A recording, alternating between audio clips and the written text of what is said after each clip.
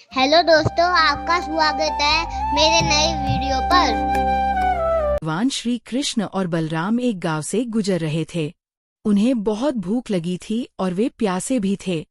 उन्होंने देखा कि कुछ दूरी पर एक आश्रम है, जहां बहुत से ऋषि मुनि यज्ञ कर रहे थे।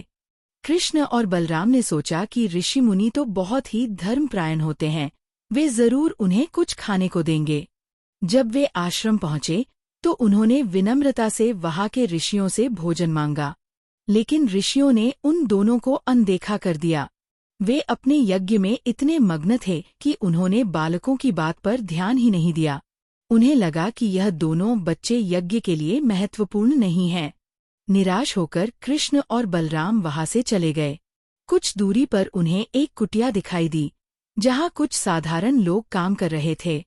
ये लोग यज्ञ में शामिल नहीं थे, लेकिन वे पूरी श्रद्धा से अपना काम करते थे। ये लोग यज्ञ पत्नी थीं, यानी ऋषियों की पत्नियां। कृष्ण ने उन महिलाओं से कहा, हे माता, हमें बहुत भूख लगी है, क्या आप हमें कुछ खाने को दे सकती हैं? उन महिलाओं ने जब भगवान को देखा तो वे उनकी सादगी और सुंदरता से मोहित हो गईं। उन्होंने तुरंत अपने पतियों द्वारा बनाए गए स्वादिष्ट पकवानों को इकट्ठा किया और कृष्ण और बलराम के लिए लेकर आईं। उनके पास खाने के लिए जो कुछ भी था, उन्होंने सब कुछ उन दोनों को दे दिया। भगवान कृष्ण और बलराम ने उन पकवानों को बड़े प्रेम से खाया।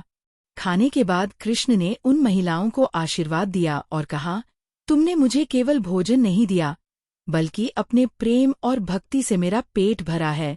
जब ऋषि मुनियों को अपनी पत्नियों के इस काम के बारे में पता चला तो उन्हें बहुत गुस्सा आया, लेकिन जब उन्हें ये पता चला कि वे दोनों बालक कोई और नहीं बल्कि स्वयं भगवान कृष्ण और बलराम थे, तो उन्हें बहुत पछतावा हुआ। वे समझ गए कि उन्होंने अपनी आंखों के सामने भगवान को देखा था, लेकिन अपने अहंकार और दिखावे की भक्ति के कारण वे उन्हें पहचान नहीं पाए। इस कहानी से हमें यह सीख मिलती है कि भगवान दिखावे या बड़े बड़े अनुष्ठानों से खुश नहीं होते, बल्कि सच्ची भक्ति और प्रेम से प्रसन्न होते हैं। बने रहने के लिए धन्यवाद। लाइक, शेयर एंड सब्सक्राइब करें।